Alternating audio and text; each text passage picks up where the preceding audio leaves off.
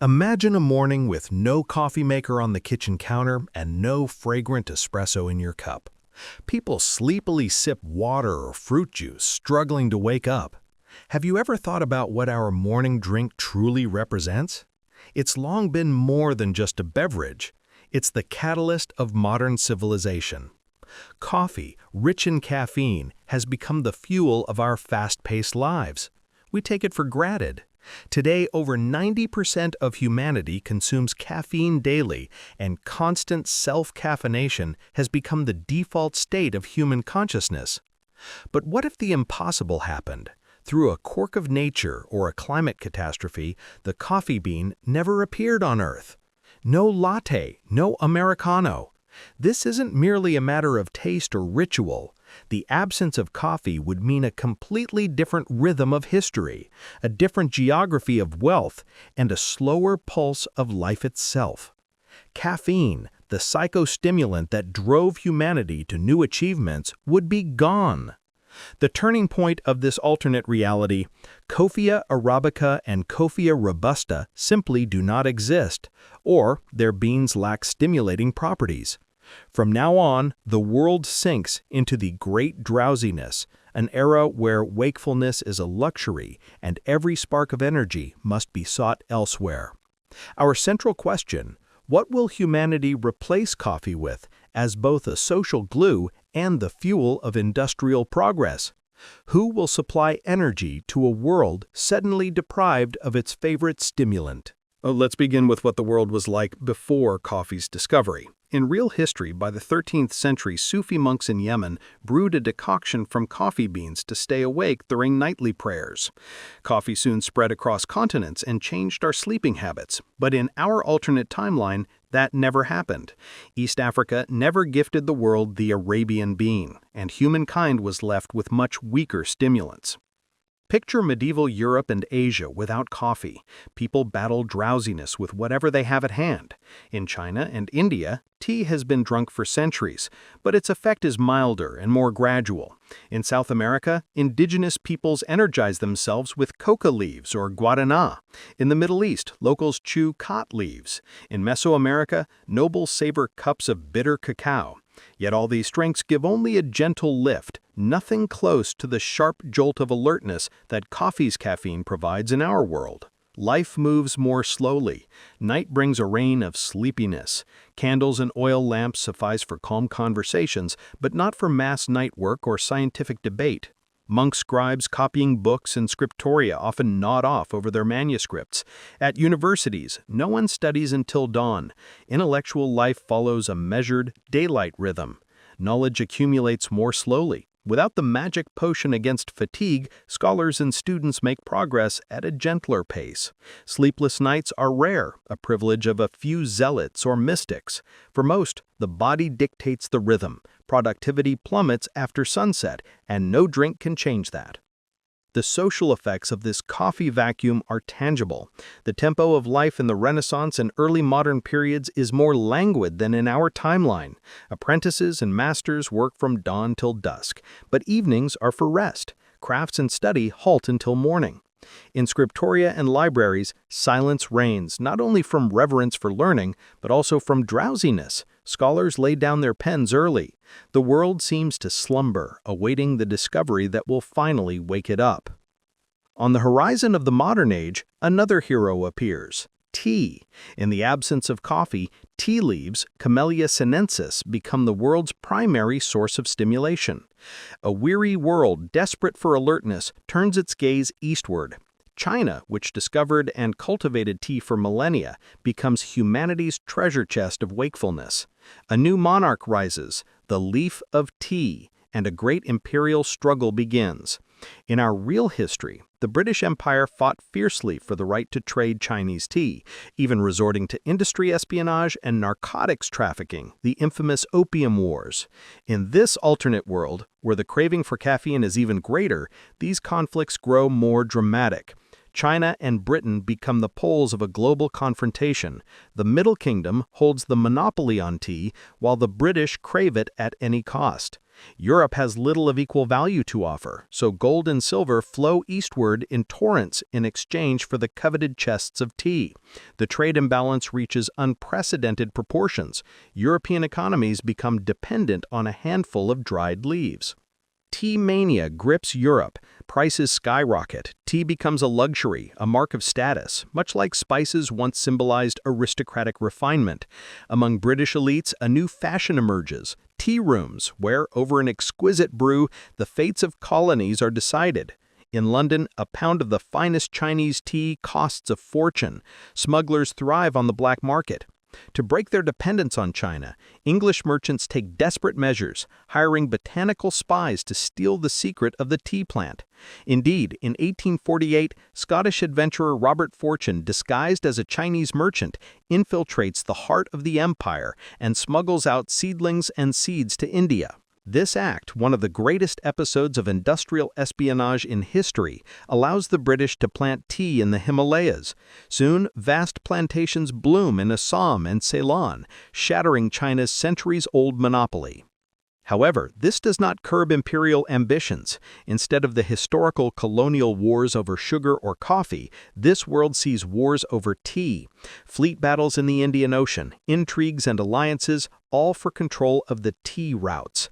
The Opium War of 1839 to 1842 takes on even greater significance here. It is not merely about trade, but about access to a strategic resource of alertness. Great Britain, semi-dependent on Chinese tea, cannot allow the Qing dynasty to turn off the tea tap. When the Chinese government confiscates and destroys shipments of contraband opium, with which the British paid for tea, London answers with cannon fire. The Sino-Anglo conflict ends in a humiliating peace. Chinese ports are opened, the island of Hong Kong is lost, and the trade in stimulants passes under the diktat of empires. Economic concentration in a world without coffee reaches a peak. China, India, and British colonies become an OPEC of stimulants. Whoever controls tea controls finance. By the mid-19th century in Britain, tea has become so strategic that it is included in workers' rations, and the Royal Navy carries tons of it aboard for sailors. European exchanges react nervously to the slightest news from the East. Will Darjeeling's harvest dip this year? Will China raise export duties? The world economy has gone all in on a single card: the tea leaf. Just as in our history, 1920s Germany danced on the volcano of American credit, the world of this alternate reality dances on the volcano of tea. One ill-timed monsoon or a trade blockade would be enough, and millions would be left without their daily dose of alertness, the economy listing like a ship. Dependence on a single stimulant makes the global system highly vulnerable to shocks. While tea wars rage across Eurasia, other parts of the world seek substitutes. In Latin America and Africa, colonizers and locals turn to long-known plants: cacao, mate, guarana. Without coffee, their importance grows. The chocolate drink, once the privilege of Spanish nobility, gains popularity in Europe as a tonic delicacy. Cacao beans are dubbed sun grains. A morning cup of thick, hot chocolate, sweetened with vanilla, becomes a fashionable coffee substitute for the wealthy. Of course, theobromine and the small dose of caffeine in cacao do not yield the sharp mental clarity one might wish for, but they do lift the mood and add energy. For the masses, other tonics emerge. In South America, yerba mate, the bitter infusion of holly leaves traditional among the Guarani, spreads widely. In Paraguay, Argentina, and Brazil, mate becomes the people's pick-me-up, which colonists begin exporting to Europe. There is even an effort to popularize it among workers as a lunchtime alternative to beer. At the same time, in Brazil and neighboring countries, colonizers focus on guarana, an Amazonian vine whose seeds contain a heavy dose of caffeine, 2 to 8%, nearly twice that of coffee beans. In this alternate reality, Brazilians cultivate guarana on a large scale, producing tonic elixirs and powders. By the late 18th century, the Paris Medical Academy even recognizes guarana as an official stimulant. In France, guarana tea becomes fashionable, and pharmacies sell anti-fatigue pills based on it. As in our world, this also happened, By the 1880s, guarana was already popular in France as a remedy for overwork. Geopolitical priorities shift for the colonial empires. In our timeline, the 19th century Europeans eagerly invested in coffee plantations in Brazil and Colombia and in the mountain farms of Yemen and Kenya. In a coffeeless world, these regions lose much of their appeal.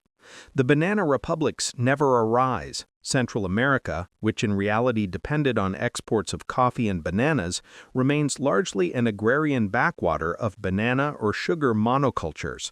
Countries like Colombia, Guatemala, and Costa Rica, which in the 20th century became significantly coffee economies, never get that chance here.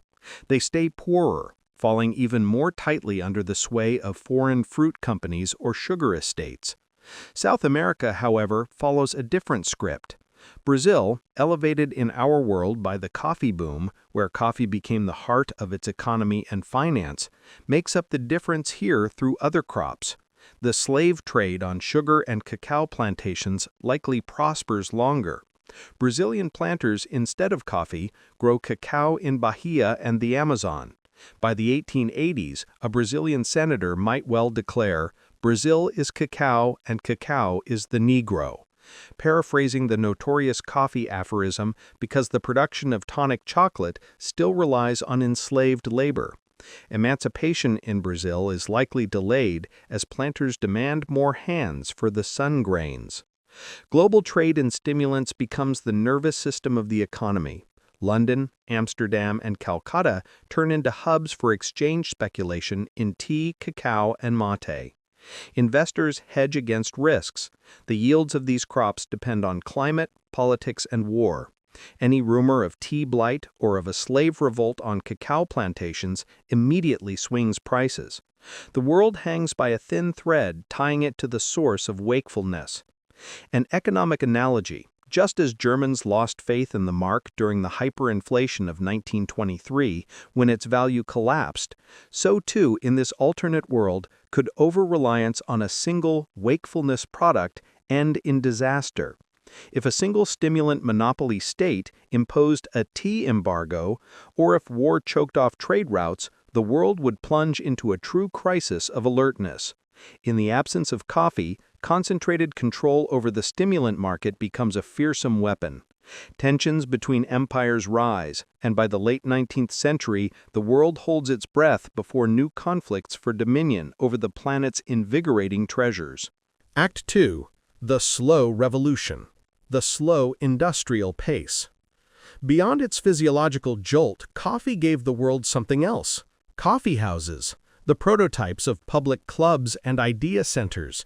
In our history, 18th century London and Paris coffeehouses were informal intellectual hubs where Enlightenment ideas were born, scientific debates held, and even financial institutions founded. London's Stock Exchange arose from Jonathan's Coffeehouse, and Lloyd's of London from Lloyd's Coffeehouse. French encyclopedists gathered at Café Proco, while American revolutionaries plotted against the British Crown at Boston's Green Dragon Tavern Coffeehouse. Coffeehouses were called penny universities. For the price of a cup, anyone could join the conversation and gain knowledge. In the smoke and caffeine air, the public sphere emerged, a space of free exchange that eroded old hierarchies. In the alternate world, coffee does not exist, and neither does the modern coffeehouse phenomenon. People still seek places to meet, of course, but most likely in taverns and alehouses. Europe's long-standing tradition of alcoholic conviviality outlasts the absent coffee. In London, Paris, or Lviv, the intelligentsia discuss news and philosophy over tankards of ale or glasses of wine. The effect, however, is entirely different. Alcohol relaxes and dulls attention. Conversations flow slowly. Thoughts blur amid toasts. Gone is the crystalline clarity that caffeine lends. The Enlightenment dawns more slowly. The energy of the 18th century intellectual revolutions never quite ignite. Reason's age stretches out in time. Perhaps in this reality, Voltaire does not down 50 cups of coffee a day, as he reputedly did, but savors gentle tea and writes with a shade less ferocity. Diderot never adopts a coffeehouse as his headquarters because there is no coffee. The Encyclopédie appears with longer pauses, and article debates linger over wine rather than spark under coffee. The scientific revolution and the Enlightenment slow down. Where our world saw an explosion of inventions and theories in the late 17th and 18th centuries, this alternate timeline spreads that momentum across additional decades. European scholars lack the brain doping to read hundreds of pages through the night. Discoveries ripen at a gentler pace. Some historians argue that coffeehouse culture instilled a new, more rational style of thinking in Europeans, contrasting with the ale and wine conviviality of earlier eras. In our alternative, that catalytic push is missing. Financial innovation also arrives late. Without coffeehouses, early prototypes of exchanges and banks do not appear in time. English underwriters might still band together, but not at Lloyd's Coffeehouse, rather in a brewer's guild hall, and years later. The City of London and Parisian finance evolve more slowly, lacking that early catalyst, the coffeehouse vault of ideas. Enlightenment clubs, the salons of Madame Geoffrin, these still exist, but under the mellowing influence of wine, which makes debate less focused. Perhaps the French Revolution does not erupt in 1789, but somewhat later. After all, its famous slogans fermented in Parisian cafes, and without them, public anger may simmer longer without release. Yet humanity finds a kind of compensation. In place of bustling coffeehouses, quiet tea rooms and salons gain popularity. In Britain, the custom of 5 o'clock tea had existed since the 18th century. But in this alternate history, tea houses take on far greater importance. There, too, conversations unfold, but they are more restrained, almost ceremonial. Picture not a noisy London coffeehouse, but a respectable tea hall. Whispers, bookshelves, subdued voices, for visitors are soothed by the warmth of tea rather than inflamed by the fire of coffee. Ideas are still born, but it is no longer the internet of its time, as Michael Pollan once called the coffees, but a slower, gentler network. The flow of information through society is less rapid. News spreads slowly. Gossip too. Perhaps this brings stability, but it steals dynamism. In sum, the absence of coffee would have slowed the formation of modern intellectual culture. The Enlightenment might have arrived a generation late. Scientific societies, stock exchanges, the newspaper industry, all would evolve under a kind of nighttime break. If our real world experienced an informational explosion in the 18th century, the coffeeless world would have slumbered longer, awakening gradually to a new era. A glimpse of our world's lively hubs of thought, a coffeehouse in the Ottoman Empire, 18th century miniature. In the alternate timeline, such scenes never became broad spread. Society continued to gather mostly in taverns and tea halls. Scene 2.2. Fewer sparks in industry. The factory floor. Coffee entered history not only in the philosopher's hand, but also in the workers. During the Industrial Revolution, caffeine became the true lubricant of the human work engine. In our world, 18th century British factory workers abandoned the traditional beer soup breakfast in favor of a hot cup of coffee. Caffeine allowed factories to break free from the natural rhythm of day and night and adopt the rhythm of the clock, to work by schedule, in long shifts, even through the night. Morning coffee replaced the mug of ale, and productivity soared. Workers who once paused 4 or 5 times a day now sustained themselves with frequent coffee breaks and labored relentlessly. The drink of aristocrats became the necessary narcotic of the masses, wrote Mark Pendergrast. But what if that narcotic never existed? The Industrial Revolution without coffee would be a steam engine running dry. Factory owners in Britain, Northern Europe, and America would soon hit the limits of human endurance. In the first years of mechanized production, they would discover that a worker standing 12 to 14 hours at a machine becomes exhausted, making mistakes, suffering accidents, even falling asleep at the post. In our reality, the solution was simple: give the workers coffee. In the alternate one, that option is gone. What now? One solution, shorter shifts. Factory owners might resist at first, trying to squeeze every ounce from their laborers, but a wave of accidents and spoiled goods would bring them to reason. More breaks are introduced. Instead of 1 or 2 short pauses, as in our world, 3 or 4 longer ones, during which workers rest, nap, or eat a heavy meal, without coffee, perhaps herbal tea or calorie-rich beer instead. Night shifts become exceptional.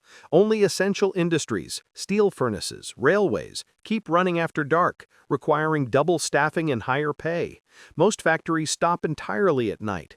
Let the machines rest, for man must sleep, becomes an unspoken industrial creed. Another path, greater mechanization. If people can't work long or precisely enough, capitalists seek salvation in machines that rely less on human control. Conveyor belts and early automation might even arrive sooner to reduce human error. Yet machines still need supervision, and engineers still need rest. In a world without coffee, technological progress slows, for there are no caffeine-fueled marathons of inventors bent over blueprints deep into the night. Human fatigue becomes the chief brake on capitalism. By the mid-18th century, the West recognizes that long hours destroy both people and productivity. Even without strong unions, manufacturers are forced to adopt humane schedules. The 8-hour workday might arise earlier and more naturally, not from bloody strikes, but from sheer biological necessity. 8 hours of work, 8 of rest, 8 of sleep, ceases to be utopian. It's the physiological limit in a decaffeinated world. The economic effect. Industrial growth loses its stimulant. It proceeds linearly, not exponentially. Steam engines and railroads still change the world, but their spread is slower. Capital accumulates gradually. Factory cities grow less chaotically, for peasants are less eager to become worn-out proletarians when employers can't offer even a small, artificial wakefulness to endure the grind. The difference shows most vividly in times of crisis. History tells us that in wars or production booms, societies turned en masse to stimulants. During the First and Second World Wars, for example, the U.S. and British armies ordered enormous quantities of coffee. In 1941, the U.S. Army purchased 140,000 sacks per month and rationed civilian supplies to ensure soldiers stayed alert. In our alternate world, such a trick is impossible. Combat effectiveness, both at the front and on the home front, would suffer. Overall, capitalism without coffee is capitalism with anemia. It functions, but without sparkle, the feverish gleam in the broker's eye, the quick reflexes of the telegraph operator who's just downed a black brew. Financial centers, too, run from 10 to 4 and then close. No one burns the midnight oil over ledgers, for eyes droop shut. The tempo of the economy becomes steadier, more predictable. Perhaps the world avoids some of the booms and crashes of the real 19th century. Less wired financiers mean fewer manias, but great leaps occur less often, too. We built the railway from sea to sea not in 5 years, but in 10, but we crippled fewer men, a magnet of that world might say, excusing progress's slower pace. Thus, the Industrial Revolution in a world without coffee is a slow revolution. Its wheel turns, but without grinding. Fewer shocks in the factory means slower social upheavals. Perhaps class struggle doesn't erupt so violently since workers aren't driven to exhaustion, but they also don't gain the same rapid benefits of technical progress. The world evolves more evenly, attuned once again to the natural cycle of day and night, work and rest. Humanity, however, always seeks ways around its limits. If natural stimulants like tea or cacao can't meet the demands of the industrial age, the temptation to create an artificial doping might appear. In our reality, the first synthetic stimulants, amphetamines, were synthesized at the end of the 19th century, and by the 1930s became popular as decongestants and anti-fatigue aids, marketed as Benzedrine. During the Second World War and afterward, amphetamines entered mass use. They were given to soldiers and even civilian laborers in heavy industries to raise productivity. Nazi Germany, despite its official puritanism regarding drugs, made an exception for methamphetamine, Previtin, advertised as magic wakefulness pills in tune with the slogan, "Germany Awake." Thousands of German soldiers received Pervitin and fought practically without sleep, conducting lightning raids. Historians often say the Blitzkrieg was partly fueled by methamphetamine. After the war, the world learned the dark side of this miracle: addiction, psychosis, burnout. In the 1950s, Japan, where civilians had widely taken cheap meth, faced a genuine drug epidemic until the government banned "hit open," as methamphetamine was called. In a world without coffee, where the need to spur the human body is even more acute, the invention of synthetic stimulants might have come earlier and on a larger scale. The state becomes the chief patron of wakefulness. Imagine that already in the 1870s, some European power, perhaps Germany or Russia, funds chemists to find an artificial tea, a substance that allows longer work and less sleep. They begin by trying coca. In the 1860s, the French chemist Angelo Mariani created a coca-infused wine, dubbed an elixir of wakefulness, even praised by the Pope. In the alternate world, such a drink could go beyond a tonic wine. Say it's made non-alcoholic, as a syrup. Ring a bell? The prototype of Coca-Cola grew out of Mariani's wine. But cocaine is too dangerous and euphoric. It quickly discredits itself through cases of dependence. Then, laboratory stimulants take the stage. By the late 19th century, chemists had already synthesized ephedrine and some amphetamines. In our history, these findings remained mostly scientific curiosities until the interwar period. In the alternate reality, they attract attention earlier. A dictatorship of wakefulness, so we might call the regime that first seizes on the idea.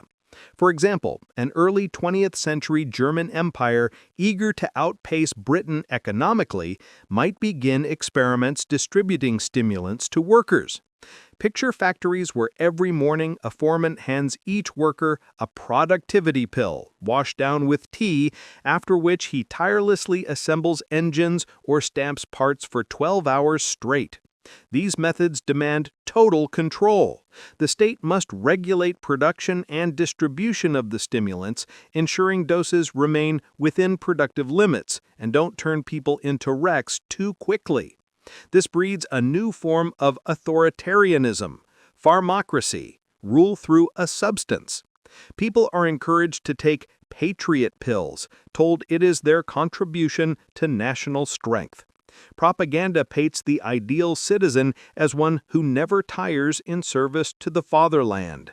Those who refuse are branded as idlers and deserters from the labor front. The consequences? At first, the economic indicators of such countries surge. A nation that finds a reliable population-wide doping gains an edge in industry and the military.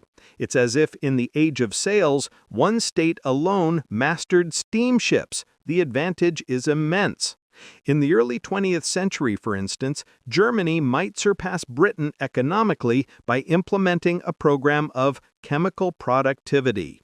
Its factories would run day and night, bathed in electric light, under the supervision of weary but artificially alert shifts. The Kaiser's army could receive miracle tablets already in the First World War and sustain offensives longer without rest. But by the 1920s, the dark side of the wakefulness dictatorship becomes clear. Thousands of workers grow dependent on stimulants. Their health collapses. Forever awake people with empty eyes and trembling hands appear in the streets, burned-out batteries of progress. The state hides statistics, but doctors sound the alarm. Rising heart attacks, nervous breakdowns, strange mental disorders among the young and able-bodied. Rumors spread, the miracle pills are turning people into white zombies. In some countries, moral authorities revolt. The church condemns unnatural interference with the divine rhythm of work and rest. Perhaps the coffeeless world crosses a new Rubicon: international agreements on stimulant control. Along the lines of the Geneva Conventions, a treaty could ban the forced stimulation of workers and soldiers. But who would truly stop when the prize is economic dominion? Thus, by the mid-20th century, the world slips into a farm arms race. Each great power secretly funds research into new substances, safer yet stronger, second-generation psychostimulants. Third, who knows what chemists might concoct. Geopolitics gains a new dimension. If a country holds the secret of the ideal productivity pill, it holds a trump card. It is almost like the atomic bomb in our world. Wars might even erupt over such secrets. Intelligence services hunt formulas. Laboratories are guarded like military bases. The Second World War in this timeline might not be merely a war of tanks and planes, but also a war of drugs. Each army dosed with its own compound, soldiers meeting on the battlefield wired, fighting to the last breath without fear or pain. It is a terrifying scenario, fortunately hypothetical, but it shows that nature abhors a vacuum. If a coffee vacuum arose, it would sooner or later be filled by other, possibly far more dangerous substances. Thus are born vice states, states built on vice, where stimulation becomes an instrument of power. The term could enter the political vocabulary of a coffeeless world, akin to our narco-states. Only here, the issue isn't criminal cartels, but the government itself keeping the population on the needle of productivity. The irony? In seeking to compensate for the loss of coffee, humanity might resort to far stronger and more destructive stimulants, opening Pandora's box. Coffee, natural and gentle compared to hard chemistry, would, in retrospect, seem not so bad after all. Act 3. The Economy of Daylight, the Solar Economy. Scene 3.1. The Death of 9 to 5. The classic 9-to-5 workday, this iconic standard, might never have existed without coffee. In real history, the 8-hour workday became common only in the 20th century, and even today, it's often ignored. Office workers stay late into the night. IT specialists sleep 4 hours while guzzling energy drinks. Stock traders wake up at 4 a.m. to catch international markets. The culture of overwork is the child of the caffeinated society, where one more cup always promises another hour of drive. But in a world without coffee, everything is different. Working 12 to 16 hours a day becomes physically impossible for most people. Without artificial fuel, corporations must respect human biorhythms. The standard workday becomes more natural, perhaps 6 to 8 hours of focused labor, followed by long rest. Even the most zealous workaholics realize their productivity ceiling is set by biology, and it can't be cheated. The cult of overtime fades away. Being constantly busy is no longer a badge of honor, but a sign of poor time management or neglect of self-care. The workday becomes tightly linked to daylight. In most industries, schedules shift toward early mornings, finishing before sunset. Of course, electricity exists, no one sits in darkness, but those extra hours under a lamp are useless if you're nodding off. Work now begins at dawn, around 7 a.m., and ends by 3 or 4 p.m. After that, rest and sleep. Night shifts disappear, except in critical sectors, hospitals, emergency services, the military. Even there, shifts are short and frequent. Otherwise, fatigue leads to disaster. In our world, surgeons or dispatchers could stay awake all night on strong coffee. Here, strict rules apply. 8 hours on duty, then swap or rest or risk catastrophe. Business becomes less 24/7. International trade and finance slow down. In reality, financial markets operate around the clock. Tokyo flows into Europe, then New York, then back again. Traders chase opportunities nonstop. But a decaffeinated world cannot sustain that rhythm. Global financiers agree on solar trading hours. Exchanges open only during daylight. If it's night in New York, trading stops until morning. Naturally, this slows reactions to news. Economic processes grow more inert. Currency rates freeze overnight even if major events occur because the traders are asleep. The speed of information bows to the speed of human rest. Daily life changes too. The culture of midweek nightlife disappears. No one goes clubbing on a Thursday and then powers through Friday on a double espresso. Instead, by Wednesday or Thursday evening, everyone's home, asleep by 9 p.m. But mornings come early. By 5 or 6 a.m., cities are alive with people who've slept well and are ready to work. The world begins to move to the rhythm of a farming village, even inside an industrial metropolis. Many argue such a daylight civilization would improve health and happiness. More sleep means less stress and fewer heart problems. In our world, people sacrifice rest for work, then drink coffee to fight exhaustion, creating a vicious loop: lack of sleep, to caffeine, to worse sleep. In the alternate world, that loop doesn't exist. If you didn't sleep enough, nothing saves you except more sleep. People listen to their bodies again. The phrase, "if you're tired, rest," becomes an axiom, not a scolding remark. Scene 3-2. New Superpowers and Wars. The New Geopolitics. Let's look at the 20th century world map through this alternate lens. Who rose and who fell without coffee? Clearly, major tea producers, India, Ceylon, Sri Lanka, China, Java, reap enormous benefits from colonial times onward. The British Empire, controlling Indian tea, holds a unique lever over other nations. Pax Britannica could partly rest on tea diplomacy. If France or Germany oppose British interests, London threatens to cut off tea supply, an economic suffocation akin to shutting off oxygen. It's like OPEC in reverse. If oil states once blackmailed the West with crude, Britain blackmails the continent with tea. In this world, India and Ceylon become to global trade what Arab states are to ours, exporters of strategic resources. The difference is, tea is renewable. You can't simply discover new fields. So even after Britain loses its colonies post-World War II, an independent India holds a powerful card. By the 1960s, one might imagine the creation of the Tea Council, a cartel of key producers, India, Ceylon, Kenya, China, coordinating export prices. If the Western Bloc displeases them politically, they cut shipments, and the West plunges into a wakefulness crisis. Productivity drops, public unrest grows, and governments are forced to concede. Geopolitics thus gains a new dimension. Wars are waged not for oil, but for fertile highlands where tea grows. The Himalayas or Kenyan mountains become hotspots of superpower rivalry. Whoever controls these plantations controls the enemy's pulse. And what of the regions that thrived on coffee in our history? Latin America. In the early 20th century, Brazil, Colombia, and El Salvador were coffee giants. In this world, they lose that driver. Colombia remains mostly agrarian backwater, dependent on bananas and ore. Without coffee wealth, it never builds strong institutions. Its 20th century marked by poverty and instability. Central America, Guatemala, Honduras, Nicaragua, remains trapped in the banana republic model. In our world, U.S. corporations like United Fruit dominated the region through fruit and coffee exports. In this one, coffee is gone, but the banana syndrome deepens. Dictatorships persist, perhaps shifting emphasis to other crops like sugar or tobacco.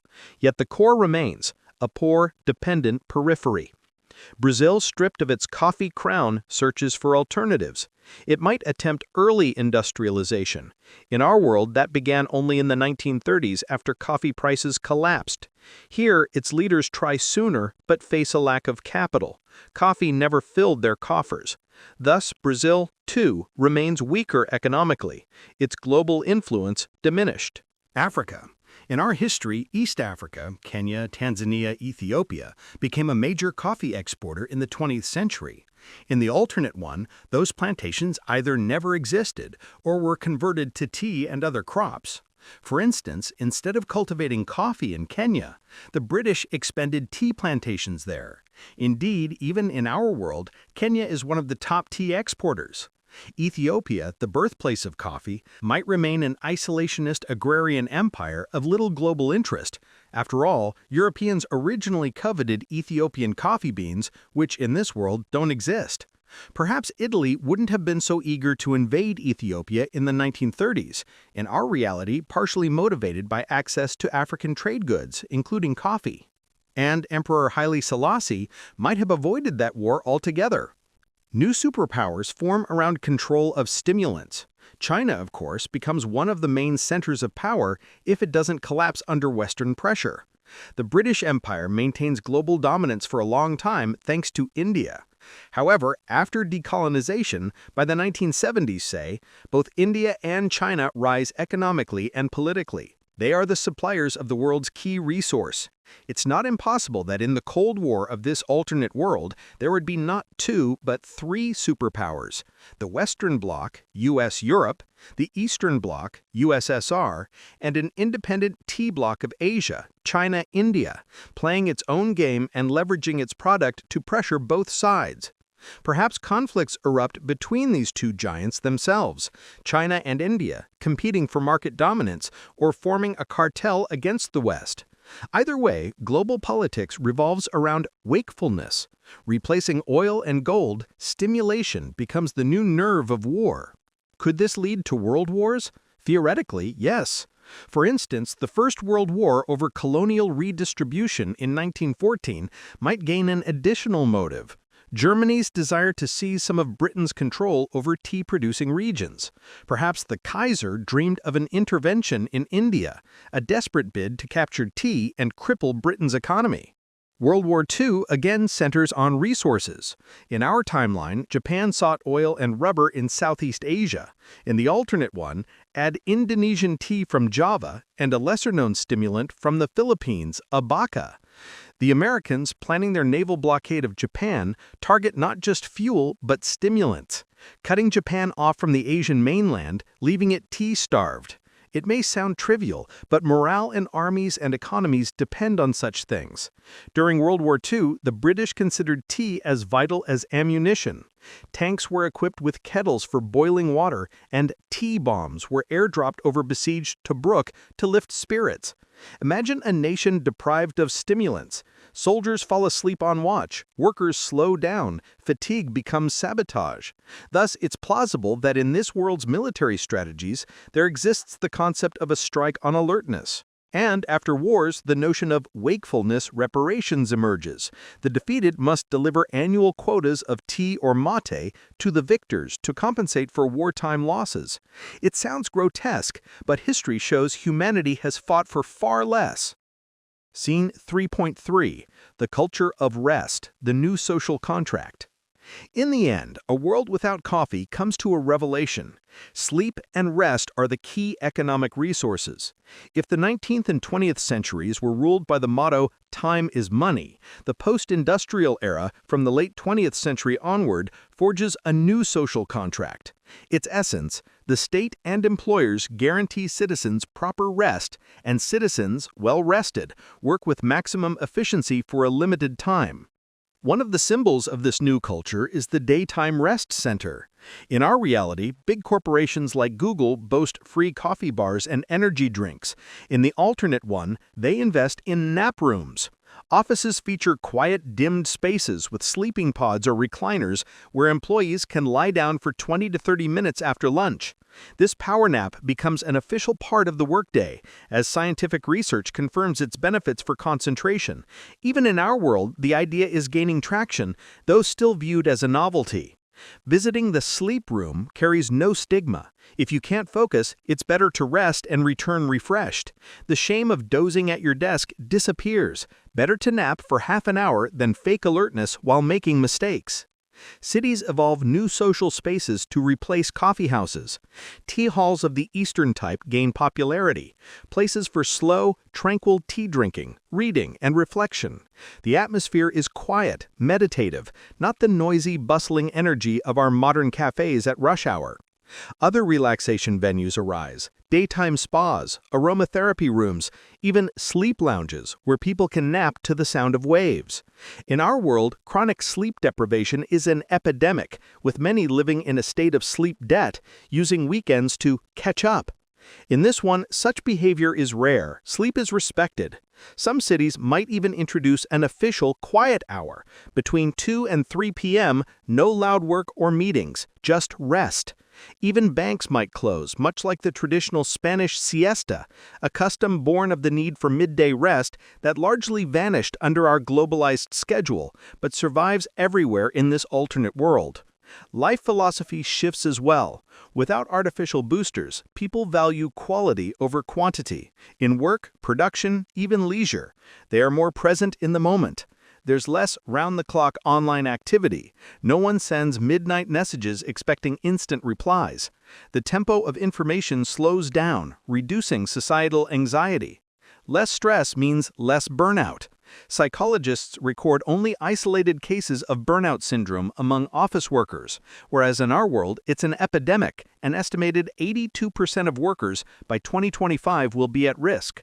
In the decaffeinated world, mass psychoses and manic hype cultures are also rarer. Life feels calmer, more deliberate, more human. By the end of this act, an intriguing thought arises. Might people be happier in a world without coffee?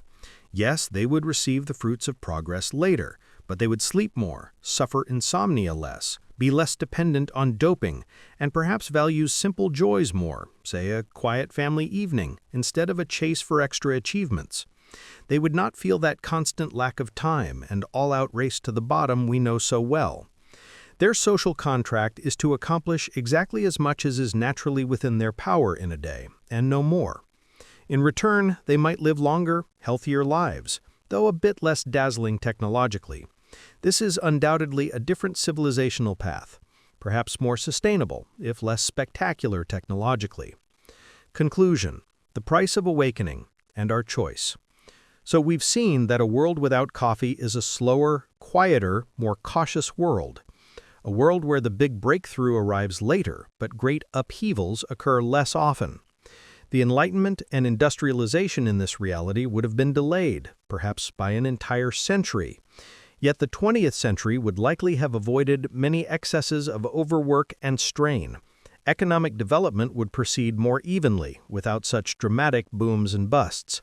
However, the price of that alternative would be high. The world would pay with economic vulnerability.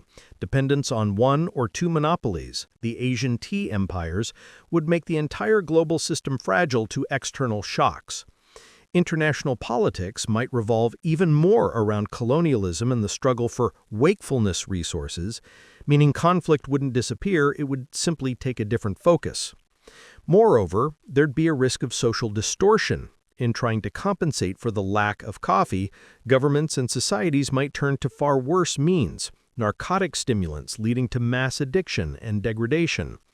We glimpsed the shadow of that scenario in the dictatorship of alertness, total control and exploitation through pills, a truly fatal turn of history. Even where the coffeeless world seems attractive in its calmer tempo, lurks a dilemma. Yes, people would burn out less. But would they have reached the heights of knowledge and prosperity we have?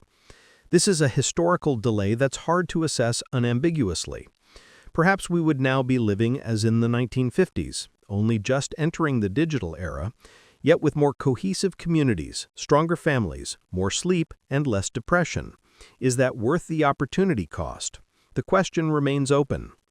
Now let's look at our real world through this prism. Our moderns dance on a volcano of caffeine. We harnessed the stimulant and made it the foundation of our productivity, yet became dependent on it. In the 1920s, Gustav Stresemann warned of Weimar Germany's shaky economy. Germany is dancing on a volcano, on the volcano of short-term credit. A few years later, it erupted and the country plunged into a crisis. Isn't our society similar? We live in a permanent sleep deficit, masking the lack of natural strength with artificial doping. Caffeine dictates an exhausting tempo for which we pay dearly. Chronic stress, insomnia, an epidemic of emotional burnout. Our dependency runs deeper than it seems. Coffee and tea were historically built on the exploitation of entire peoples, plantations on the blood of slaves, and still impact the environment. Plantations displace forests, and climate change already threatens to cut coffee acreage by up to 50% by mid-century. We treat caffeine as mundane, but in truth it's a keystone of a colossal system we built without considering the long-term costs. Michael Pollan, probing caffeine's impact, posed a blunt question. Has caffeine been a blessing or a curse for civilization? His verdict? The benefits are obvious, from safer boiled drinks replacing dirty water to the gift to capitalism of the coffee break. But the price may be too high, from slave labor on plantations in the past to the destruction of our sleep and health today.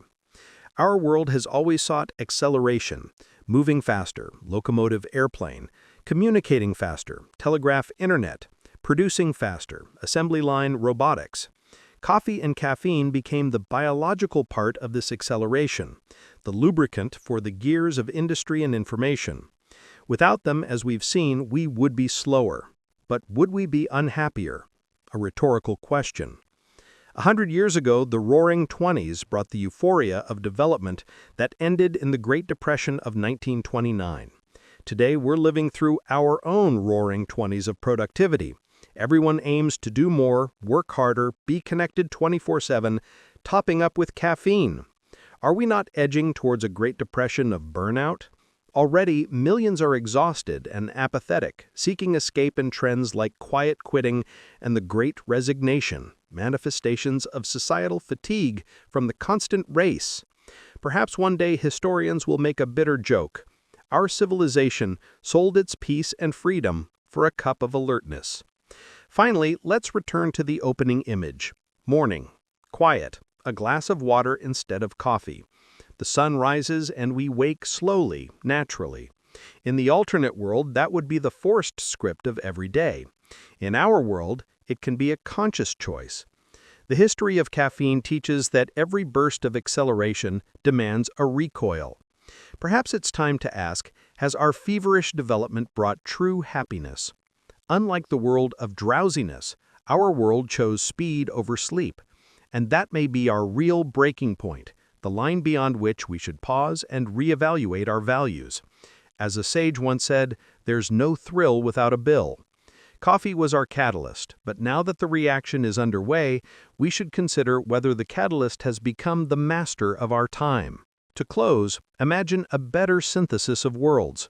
One where we take breaks without fear of falling behind and still enjoy the fruits of progress without destructive excess. Perhaps that golden mean between the caffeinated drive and the great drowse is our civilization's next choice. For now, let's take a sip of water and think it over calmly.